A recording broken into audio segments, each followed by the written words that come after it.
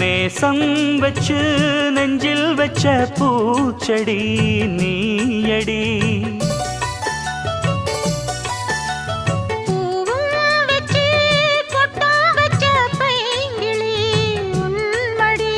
பாசம் வச்சு பாடும் பாட்டை கேளடி என் கண்மணி.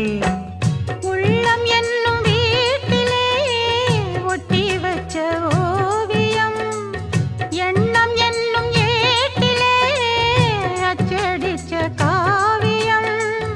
மனசுக்குள் கோயில் கட்டி மகராசி ஒன்ன வச்சு பொழுதானா பூச பண்ணி வாழுறேன்.